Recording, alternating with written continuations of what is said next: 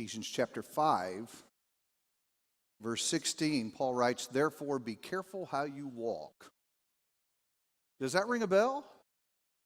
I hope so. That was our theme passage from last year, 2017. Be careful how you walk, not as unwise men, but as wise, making the most of your time because the days are evil. I wanted to read that for you again because I want to show you how that thought intersects part of our theme for 2018 this morning. There is an underlying principle that empowers Paul to be able to say what he says here to us. A principle, brothers and sisters, about the reach of God's authority into our lives. Understand that when someone signs on to be a disciple, they never make another decision alone. Do you realize that?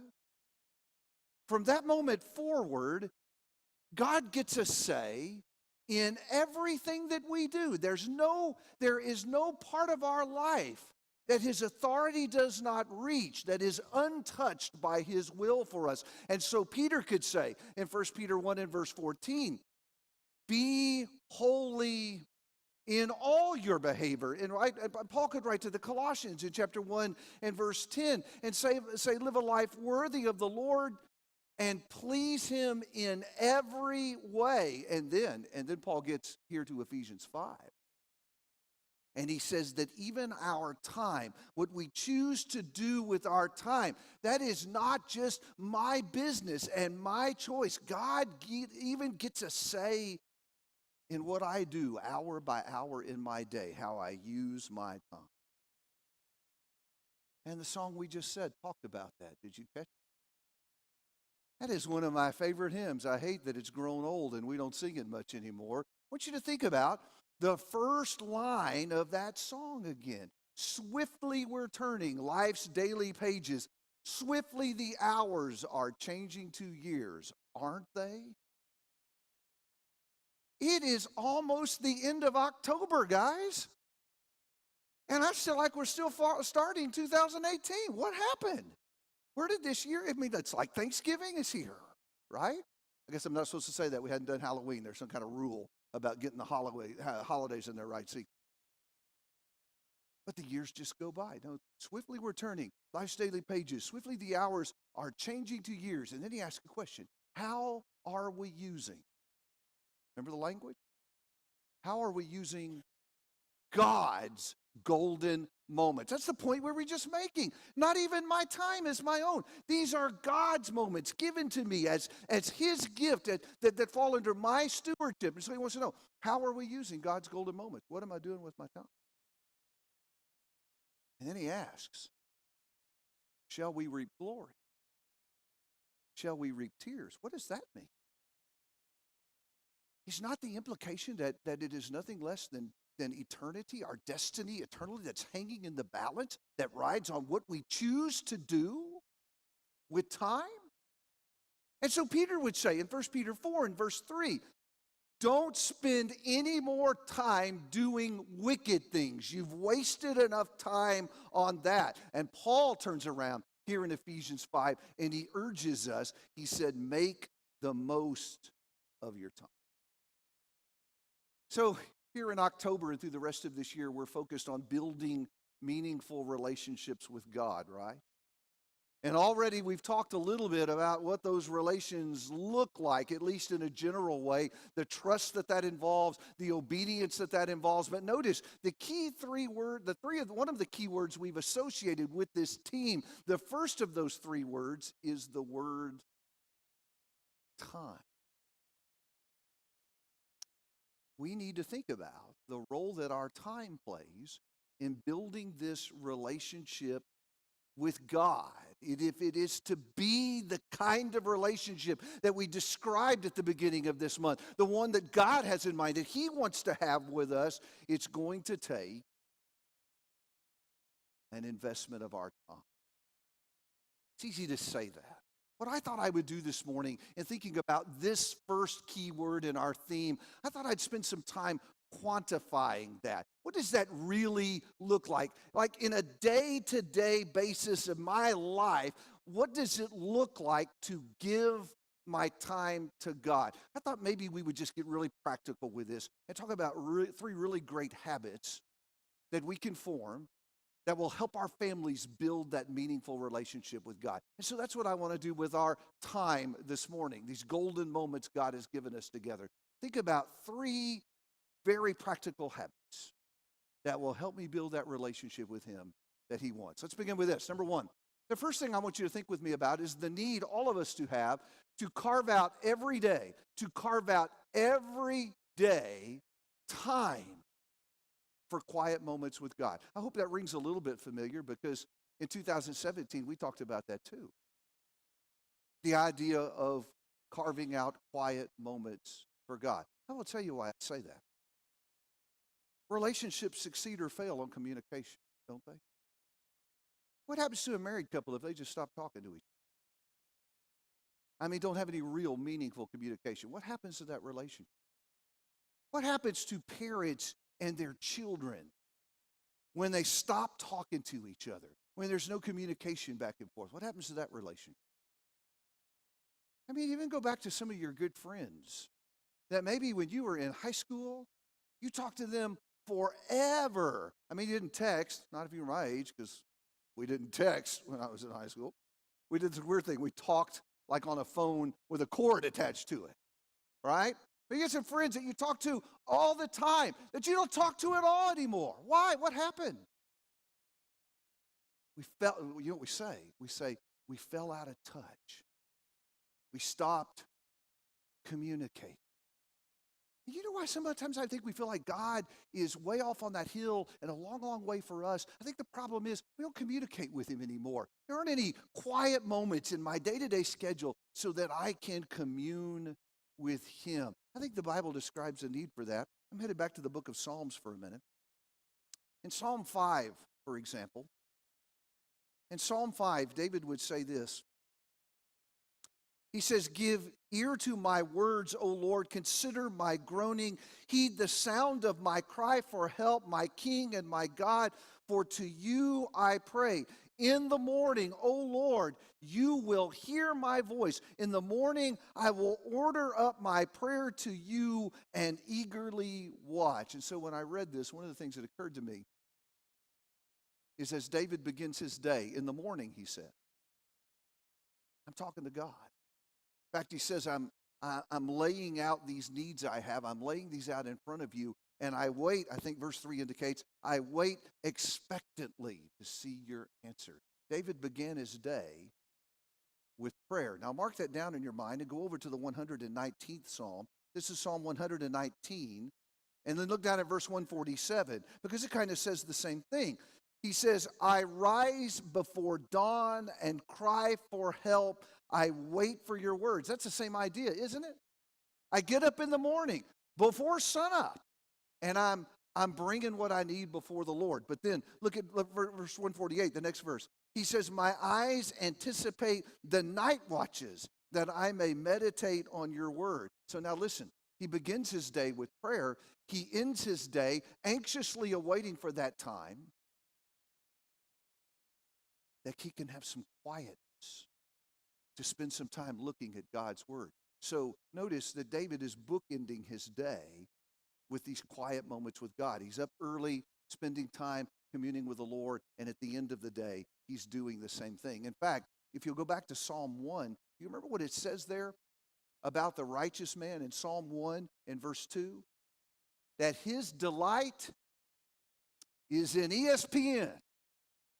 Getting those scores before I go to bed, right? It was really cool last night at bedtime that Ohio State was getting beat by Purdue. Man, I love that because Mark Roberts loves Ohio State, so he's crying this morning. I'm not sure he can preach. And isn't that what we do at the end of the day? Grab the phone, grab the tablet, turn on the TV, fall asleep, that beautiful music of ESPN playing in the background. David said that the righteous man's delight is in the law of the Lord. And in his law he meditates day and night. And so I'm so impressed in the Psalms with how this habit of David just comes out again and again and again to carve out these quiet moments with God, right? And so what I'm trying to say, brothers and sisters, to me and you is if we want that kind of relationship, we've got to make that investment of time. I've got to carve out quiet moments for God every day. Let me pause for a second. Do you know why I say every day? Because you absolutely will not do it every day. It will not happen. Stuff is going to come up. You're going to get stuck having to run out of the house early in the morning to take care of an emergency or get called out late at night. It's going to ruin the end of the day, and you miss that quiet time you usually have with God. I say shoot for every day, because then we get most days, right? Someone says, yeah, it's easy for you preachers to stand up there and say that, because that's all you do, spend time with God and His Word every day, locked away in your office. You guys just don't understand the real world, what it's like to be out there and have this job that you got to go and work every day and all those kinds of demands and pressures.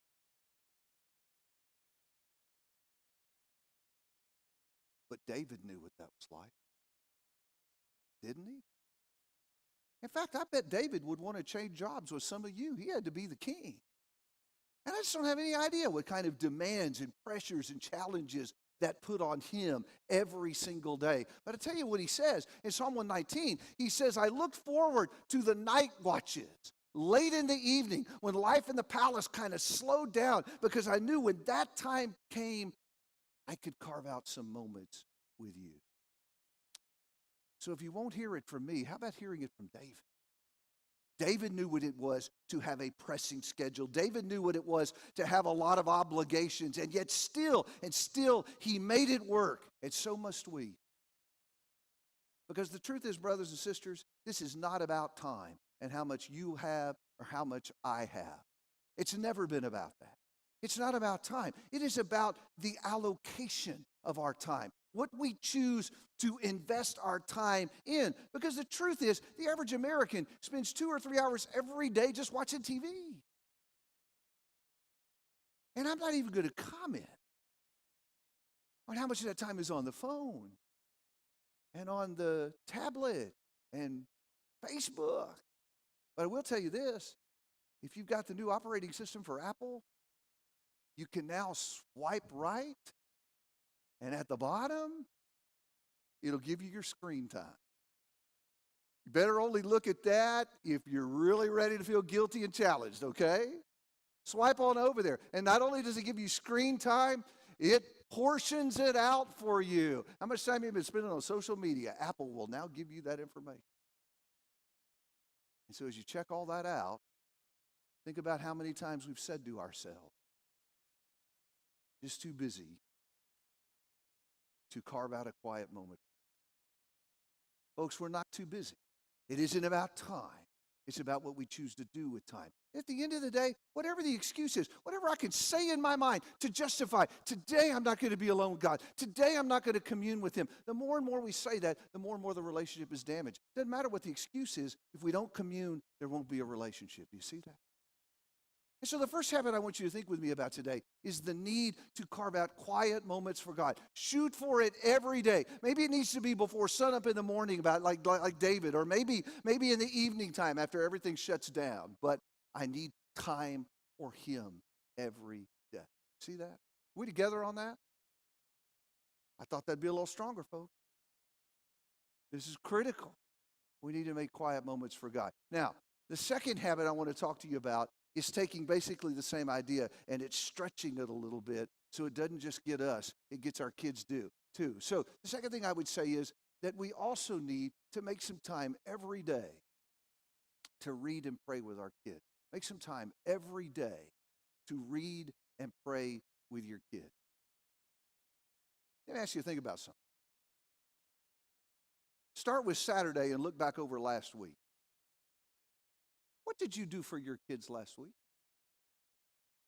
I mean, if you had a little scrap of paper in front of you, could you make a list? What did you do for your kids? Someone says, David, it would not take a scrap of paper. I need like a tablet to write it on. I need sheets of things to list all the stuff I did for my kids. I mean, I'm starting out every day. I got to get these people out of bed. And that's like moving a boulder. I got to get them up. And I got to make sure they get dressed. And then I got to send them back to make them get dressed right, right? And then I got to feed them before they get out of the house. And that has all of its struggle in it. I'm sitting on those long lines at school. There are some blessings to your children being grown, folks. Got to sit in those lines at schools and drop them off. And then 2 hours later, I'm back at the school bringing the math homework they forgot, right? In the afternoon, I'm picking them up. And we're headed by Sonic real quick to put some food in them before they go to football practice or band practice or whatever it is that's going on in the afternoon. And in the evening, I'm feeding them again. I got to feed these people all the time. And then at night, I'm prying them off the phone or away from the TV and saying, you got to get this homework done. And at 10:30, we're doing a Walmart run to get the glue they need for the science project that's due tomorrow. Is that your life?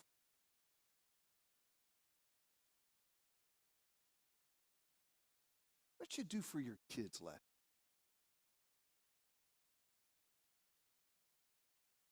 What did you do for your kids last week that mattered? Because it wasn't football practice. Because daddies, he is not going to play in the NFL, okay? And if you knew much about the NFL, you wouldn't even have that ambition for your kid. And even if he could last in the NFL, what's a long NFL career? 10 years, maybe, if you're really good. And then that's going to be over. This one's going to surprise you. It wasn't what you did for them and their education. Oh, education's important. I'm all about homework. But education's only going to do so much. And it's only going to get them so far. It gives them some advantages in life. It's better to know stuff. And it may get them a better job, and that job may pay better, but they're not going to work forever.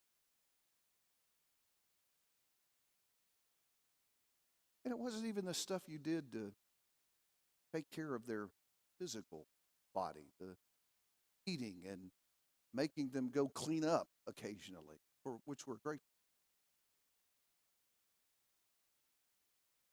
Because their physical body isn't going to last. It's like our body. We're born dying. From the moment we take our first breath, we're on the countdown clock to the time we will take our last. And that's true of me, and it's true of my children. So all the maintenance I do on the physical body, understand we're fixing a machine that's broken and is not going to last. I'm going to ask the question again. What did you do for your kids that matter? Because, brothers and sisters, the only thing that matters, ultimate, is the thing that nourishes the spirit.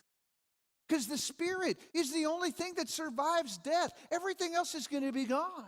All the achievements, all the money.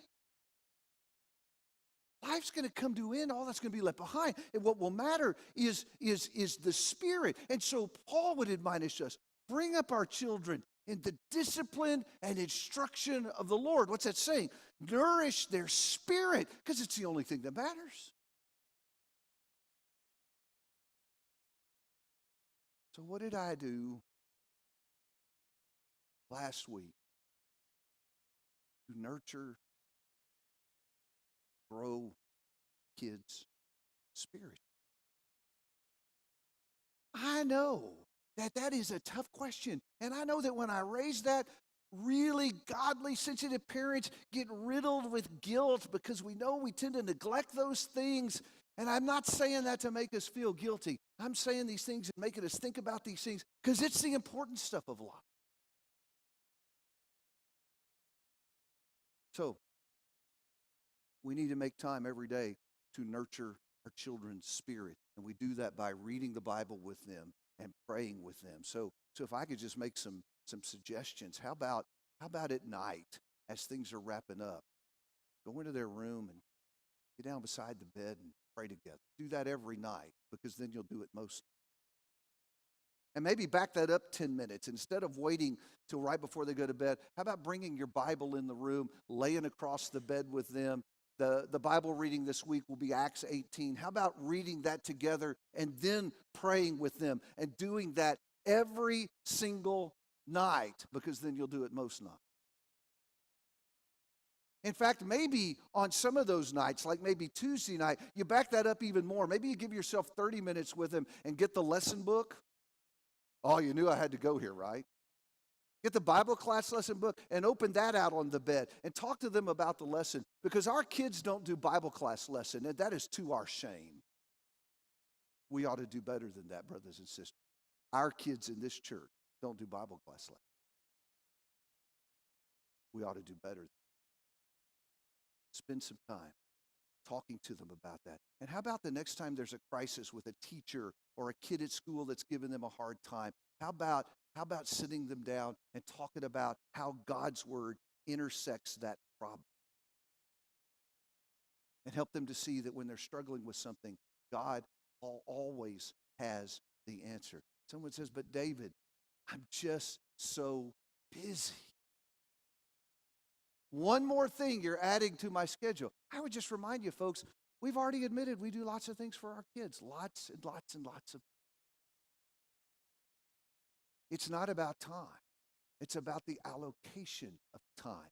What am I doing with what I've been given? Am I doing the stuff that really does matter? I only get them for a season. I need to fill it up with time reading and praying with them together. Let's work on that habit, okay? And I got one more to think about. We need to carve out quiet moments for God and read and pray with our kids. I don't know why that went backwards. That's really interesting.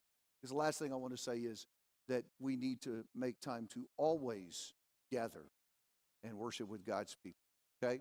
I know I'm preaching this to a Sunday morning crowd, but we all need to think about it. Head over to Hebrews with me, if you will. I want you to think about what this thing is we do when we come together like this to worship together. You know, when I was a boy growing up, preachers always went to Hebrews 25 to talk about gathering. Hebrews 10:25. In fact, usually that's all they talked about was verse 25, not forsaking the assembling of our own selves together. Preachers preach that verse all the time, and as a young guy, impressed upon me, you need to go to church. Y'all remember sermons like that? I'm embarrassed to tell you that it took me a really too long a time to figure out that verse 25 is in the middle of a sentence. Do you see that? And there is a broader context here. Really, the whole context of the book is important to what he's saying in verse 25. Back up at verse 23. Let's start at the beginning of the sentence, where he says, let us hold fast the confession of our hope without wavering, for he who promised is faithful. Why was the book of Hebrews written? Because there were some disciples who weren't holding fast. They were thinking about letting go and turning back. That's the danger addressed in this book. People walking away from Jesus. And so the admonition of verse 23 is hold fast, don't let go. God will do what he said he's going to do. Don't let go of that. Okay, so how do we help each other hold fast? Verse 24 says, and let us consider how to stimulate one another to love and good deeds. Do you see that? That's how we help each other hold fast, by stirring each other up and encouraging each other to keep walking with the Lord and doing what he wants us to do. Now verse 25 becomes relevant. Not forsaking our own assembling together, as is the habit of some, but encouraging one another, and all the more as you see the day drawing near. What's he saying there? One of the great ways that you can be encouraging people and building each other up and helping folks hang on is get together whenever my people are together. Be part of that. Do you see the bigger picture there? That's what this is about. We gather to stir each other up and encourage each other so we won't let go. Well, hang on. Keep serving Jesus. And so I would just say, brothers and sisters, among all the things that we might do over the course of a given week, we need to make time for this. Of all the things the Holy Spirit could have had the Hebrew writers say about things that would help us hang on, he chose to include this. I guess God thinks these gatherings are important. How about me and you? What does that mean? How about being at every service? I mean, every time God's people are together, be there. One of the greatest blessings I got from my mom and dad was the fact that I grew up in a home where we never talked about it. I don't ever remember even one occasion where we came together on Sunday or Wednesday and there was family discussion. Are we going to go? I mean, we just went. Every single service. I'll tell you something, guys, gospel meetings lasted a whole week back then. And some of you who are grayer than I am are saying, hey, try the 2-week meetings. That's right. And people went all week long, every single service, and no children died. It was amazing.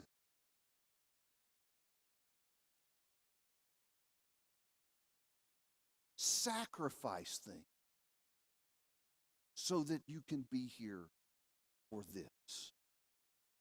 I think it's a way of elevating the spiritual and saying, this is more important thing in my life. Compared to this, the Cowboys are nothing. Did someone just moan? It's true. I'm not talking about how they're playing this year. I'm talking about reality. They are nothing compared to being with God's people and getting stirred up about what I need for the Lord. What a great opportunity when something's interfering with worship for me to take a stand in my life and make a statement. God comes before everything.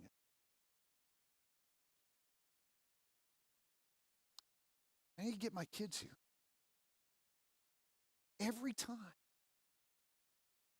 And I need to let my kids, hear me on this. I think this is so important. I need to let my kids make sacrifices to be here to do this. Because what it says to them is, we put God before everything. Don't you want your kids to know that? My kids played baseball for a decade. And one of the family rules we had from the very first Little League game when they're like 5 years old was, we never miss worship for baseball. Not a Wednesday night Bible class, not a Sunday evening gathering because those are optional anyway, right? That was meant facetiously. We never miss worship for baseball. That was hard sometimes. Like pulling your kid when he's pitching at 5 o'clock on Sunday afternoon in the championship game. That's hard. Funny story about that. Heidi actually pulled Todd out of a game when the coach had messed up, had no more substitutions. He had to finish with 8 players on the field. He never forgave her for that. Here's the interesting thing about that. A lot of time has passed since my kids played Little League, okay? We're way past that. We're in the grandbaby stage right now, which is way better anyway. You know what games my kids remember? Not the championship game. Not the game where he hit a home run. You know what games my kids remember? The ones they left. Go to worship. They remember the time one of the coaches in the league intentionally scheduled this head-to-head matchup with her team at a time on Wednesday when my kids couldn't be there. They remember those stories. Isn't that what you'd like your kids to remember 15 years? We put the Lord before everything else.